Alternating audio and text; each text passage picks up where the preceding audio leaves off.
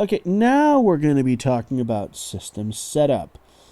How do we get to system setup, you may ask?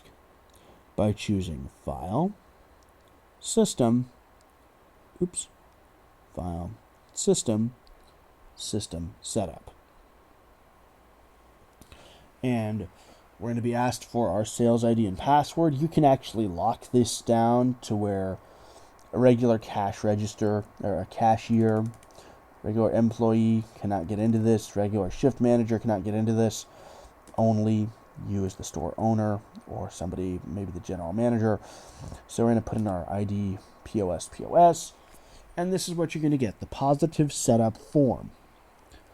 Now, I am not going to go in depth into all of these options, but I will go into some of these. So, you want to show a tip of the day message when you log in? Check the box. Enter equals the tab key. Show the positive control center at startup. I'll show you what that looks like here in a minute. Use internal email to send quotes, orders, invoices, etc. If you already have Outlook linked to this, you can have, or Outlook set up on this computer, or Thunderbird, you can have AveraSell talk to that program to send out emails to customers, or you can have it use its own internal email routines. Prompt to backup when exiting. This will automatically back up, but you can just have this turned on as a general reminder to, remind you to back up. Calendar date starts on Monday. If we move this out of the way, you see that our calendar down there starts on a Sunday. If we check that box, calendars will start on the Monday. And service scheduler start and end time. Since we have the service module installed, we can say the service department is only open between 10 and 6. I'm going to leave that the heck alone. When you're doing your reports, such as your end of day reports, you can preview it in Word. You can either ask, always, or never. I'm going to say never. Jump down to our next thing, which is stations. We will be covering stations in a separate video. Next, invoice setup. Maybe, if I can get the right thing to work. Invoice setup is broken out into these tabs. Invoicing, customers, quick sale, tender, service orders, shipping, pricing, and prompts. I'm going to try to break all this down relatively quickly, but still do it right. So, invoice header. This is for people outside of the U.S. Instead of having it print the words invoice on the sales receipt or invoice, you might want to say tax invoice or something along those lines. Your default numbers over here. By default, AveraSell uses 2 different sets of numbers. For an invoice specifically, an invoice, it uses this number, and then the next invoice, it'll count up and up and up. For anything other than an invoice, such as order, layaway, internet order, etc., it draws on these numbers. Now, by default, the invoice number is assigned the instant you hit new invoice. So that way, let's say I was ringing an invoice and then I voided the invoice. Because the number is assigned by default, right when I clicked on new invoice, when I voided the invoice in my invoice history, it will show that I voided that invoice. And then that'll allow us to track down, why am I voiding so many invoices if I'm doing it frequently enough? And if you check this option here, assign invoice number at the end of the transaction, that behavior will not be the case, and it'll be harder to track down who's voiding what and how frequently. Prompt to skip the PO number prompt. If you're creating an invoice for a business, you'll be asked for the PO number that they are using. just so you can attach it to the record. Require F10 to accept when entering quantity. I never used that feature. I have no idea what it does, and I do not remember what they said it did in training when I took this class. Allow packages. Basically what this is let's say you are, I don't know, Burger King, and you have a package, what would be considered a package called Whopper Meal. Instead of showing Whopper Meal, Whopper, $2.95, fries, $2.95, large drink, $2.50, total is $6 and some change, $7 and some change, whatever. It would just show Whopper Meal with the total instead of doing the breakdown of the individual prices. Allow back orders.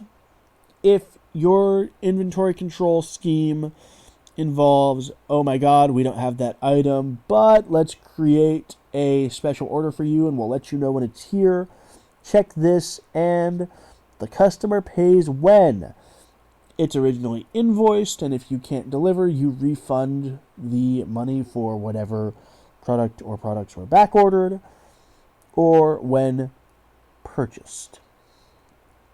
Or when received, which means you don't take the money at the time we say, oh my god, it's back ordered. You take it when the item is actually in your hand and you can deliver it.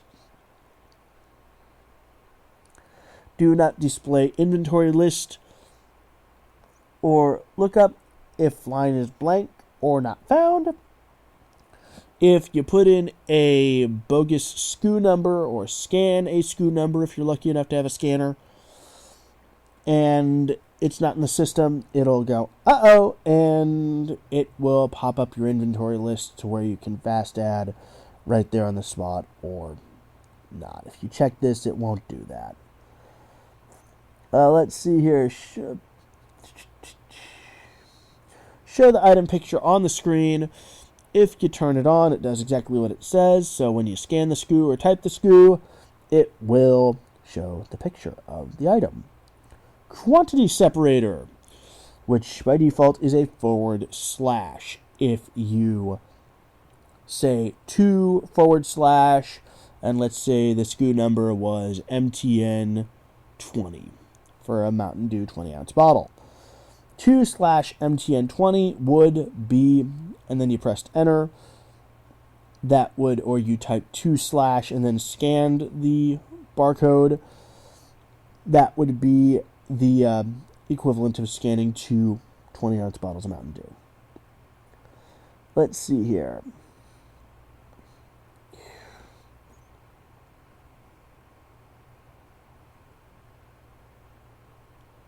Automatically add the decimal points when doing the pricing or quantities. We never had that one checked in the lab, and they never told us why. And pop up and display items' price levels on screen when changing price. If, as in our example here, we have the suggested retail, what we're selling it for, an employee price and a manager price, and you check this box, when you change the price for whatever reason, it'll pop up a list of what the prices are based on those levels, and have a manager override instead of just allowing employees to willy-nilly change the price whatever they want. But if your customer can see your POS screen while you're doing this, they can see pricing they're not entitled to. Which, honestly, we never had that problem. So, next. And customers. Customer name required on returns. If you must have the customer's name attached to the sale before something can be returned, there you go. Customer name required on charge cards. That's kind of an obvious one.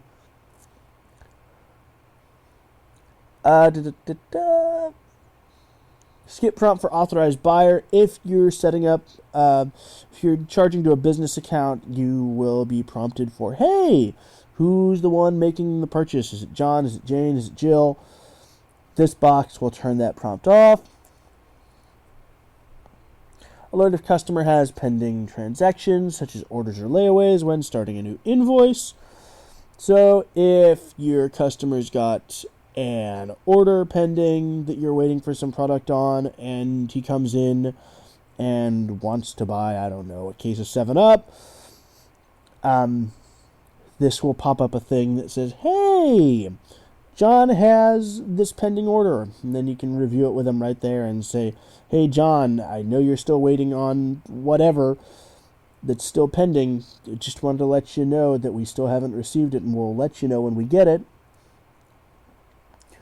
Default customer assigned sales ID when invoicing. If you're tracking, like let's say I was at a clothing store and we sold by commission, and let's say I sold you, I created your customer account, and then let's say my coworker Jim helped you buy shoes 2 weeks later, I would get the commission for the sale, not Jim.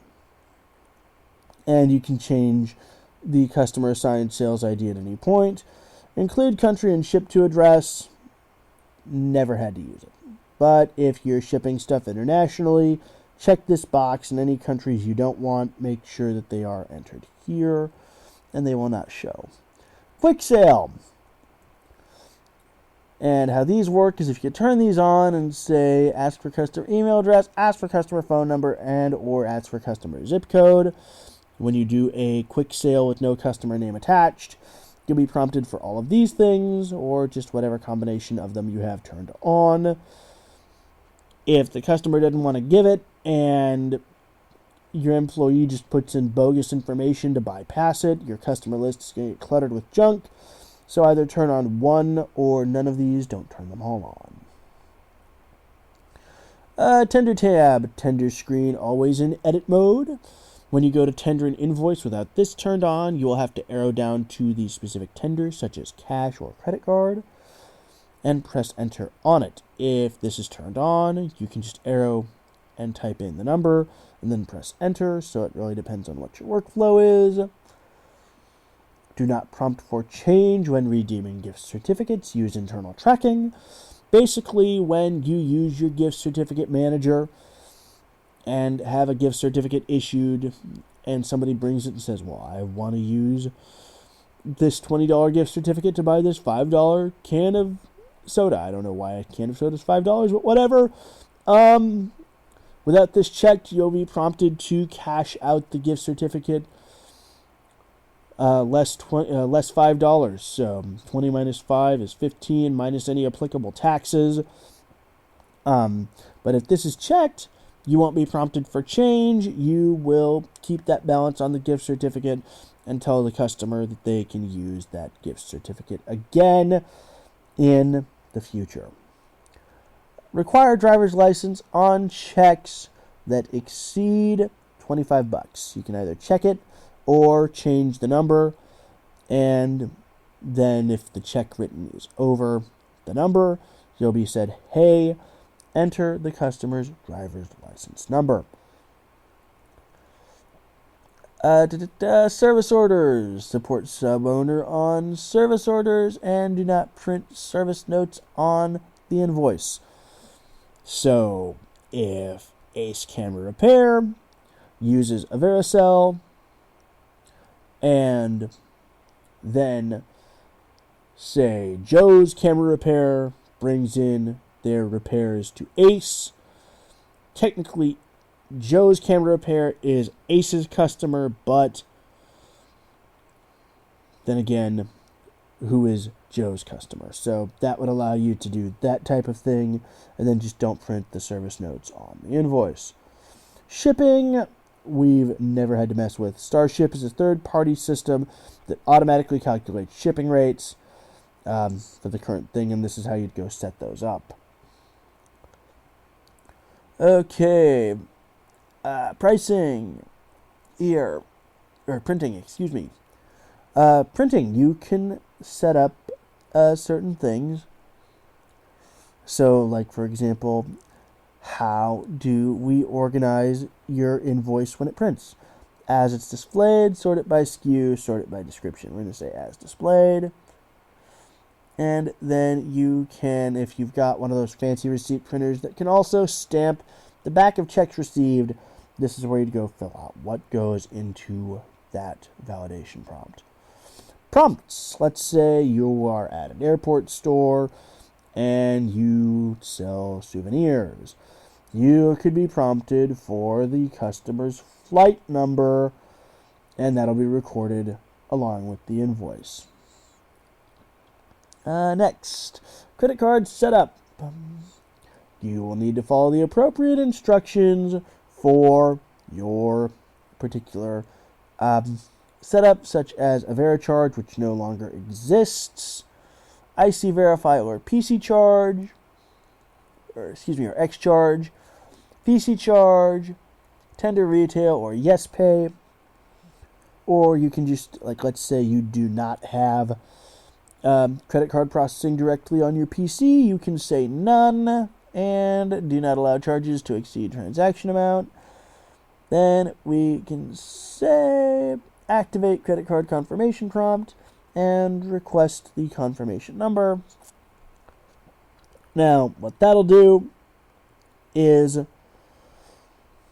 so let's say the customer says, hey, I want the total purchase is $20. I need $5 cash back. No, sorry, can't do it because this is turned on.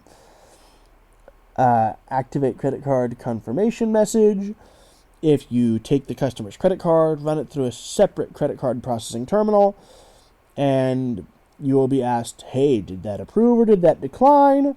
You click the button, and then you put in whatever the confirmation code is if this box is checked. Due days setup.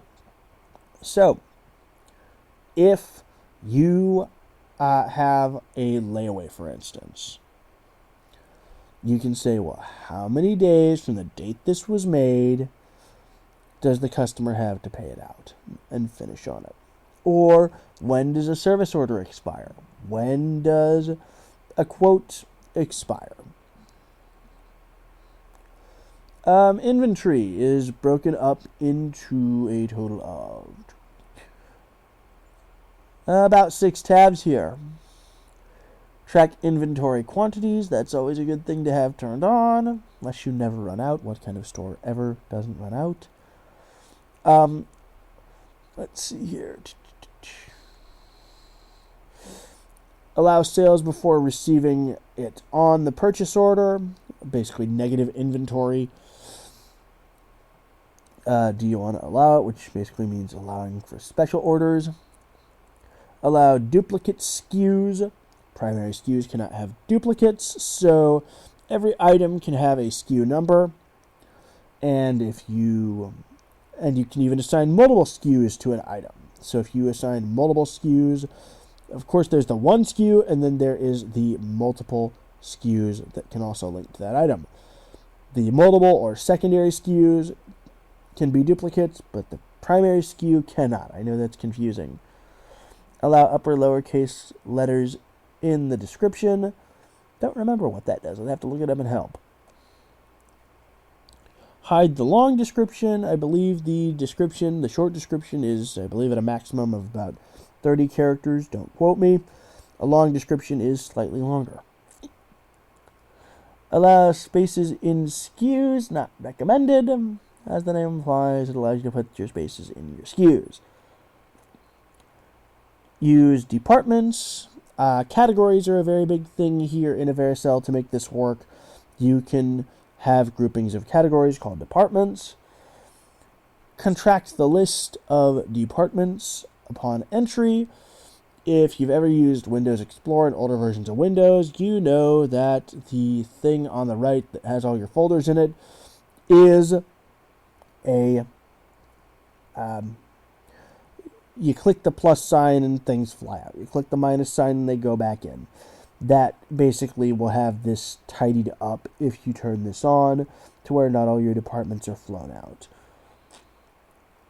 Prompt for stock counts when adding. If you are just implementing this and you know you have 50 of one item and 75 of another item and 20 of the other item, when you add those into your inventory list, this will prompt you for that quantity instead of having to go through the purchase order process, which they recommend you do anyway. Default item lookup, I set it to description. Set trade-ins to inactive when adding if you accept trade-ins in lieu of payment for your products. Set that to inactive, and then you can modify that trade-in at any point before you go out and resell it. Enable food stamp tracking. Since we've created a food stamp tender, you need to have this checked. Pricing. How many decimal places do we need for pricing, quantities, and cost? 2, 2, and 2. How do we want to calculate our pricings and our costs? Landed costs includes the shipping in the price of the cost. Serial numbers, and do we want to track serial numbers of items? Do we want to put the serial numbers attached to each item in when we receive the PO? Do we want to allow duplicate serial numbers? And do we want to prompt for serial numbers when completing transactions such as invoices? Prompt for serial number when you do an invoice layaway order or service order. Check those off at your own free will. Trade-ins and used items. You can track trade-ins under one SKU number, and so on and so on. And we can do, let's see here, we are on the matrix tab, and we can do, how do we want our matrix descriptions, and how do we want to have our pictures done for our use pictures in inventory. Inventory at invoicing. Default lookup, description, and look for a vendor SKU if the SKU is not found. So if you use a different SKU than your vendor, you're going to be asked for your vendor SKU when you add it in inventory. And if you have this box checked, you will be able to check for the vendor SKU before finally giving up and saying this item doesn't exist. Next, if you do a back order and it says it's back ordered, what do you want to do about it? So item is always here. Skip the prompt to back order. Prompt defaults to it's here, or prompt defaults to back order it. Pretty self-explanatory. If the computer thinks there's none there, this is what's supposed to happen. Auto assign SKU, and enter costs when adding inventory. Never knew why that was checked. They didn't explain it in the lab. Okay, next. Pricing. This is how you can set your price levels if you need to edit or modify them. For a quick sale, which has no customer name attached to it, they just walked right in and said, I want to buy something. What price level do we use? Price level 1. For customers who are known by name and are in the customer list, what price level do we use? How about price level 2? And you cannot skip price levels. So you define price level 1 and price level 2. You can't skip down to price level 4. You need to have a price level 3 or it will not work. Consignments. I would actually have to do further research on the settings that make this work. I will actually create a separate module towards the end about consignments. Commissions. We will be covering commissions in a later module. Customer options. How do you want to look up that customer? by their account number or by a default customer code. You can set your default customer terms. Use addressing titles such as Mr. or Ms. Do not track area codes. Auto-generate customer code from phone number when adding them.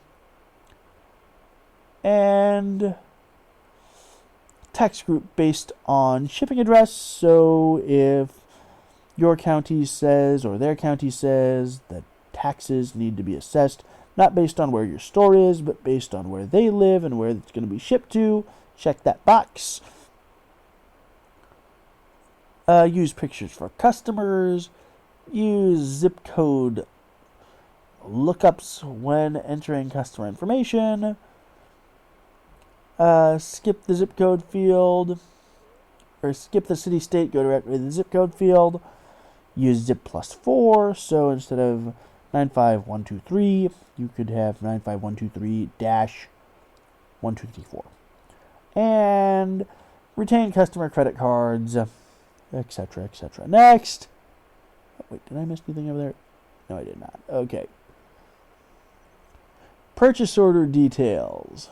So, when working with matrix inventory, how should it look? Oh, whoops, wrong screen. Order invoices. Use the grid in the order list when working with matrix items, and when generating the order list.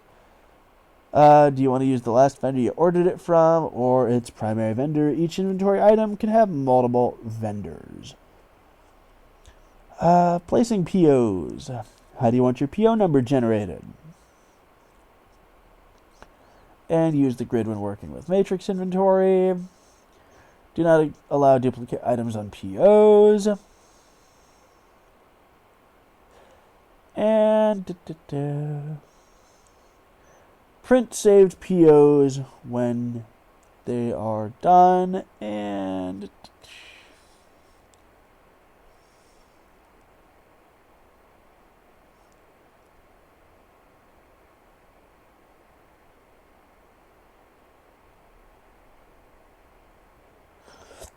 so this box, if you check it, the vendor SKU will be the same as the SKU you use. Okay, and let's see here. Receiving POs.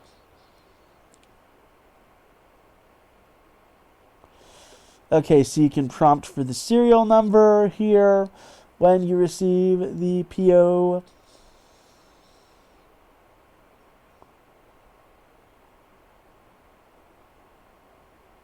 You can prompt for the cost if the cost has changed on the PO when you receive it. You can be notified when customer back orders have arrived.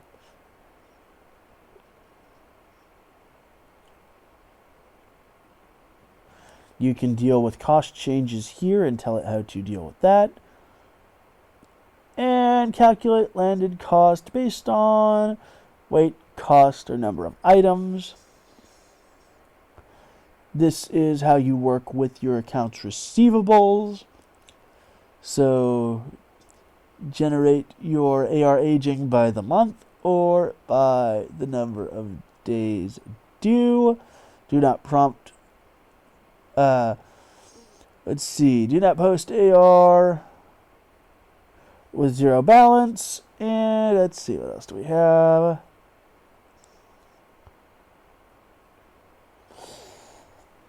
And this is how you can determine how AR is calculated, either transaction-based or balance forward. And let's see here. Do I have anything else I want to cover? Accounts payable. This is how you deal with your accounts payable. So prompt for check number if you're using something like QuickBooks to do your AP, or using the general ledger, or don't do anything with it. Screen settings.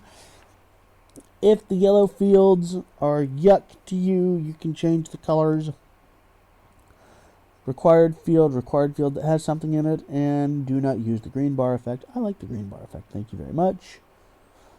Tax options. And what I would encourage is check with your local tax preparer and to read over the help for this screen. And sounds. Remember how when I flubbed that sales ID earlier? This is how you set these up. If the SKU isn't found, by default it will play this. And let's see here. When the transaction is complete, it'll sound like this. And we've already heard what it sounds like when I flub my sales ID or password. Actually going to change that to double, which will sound like this. Okay, there we go. There is our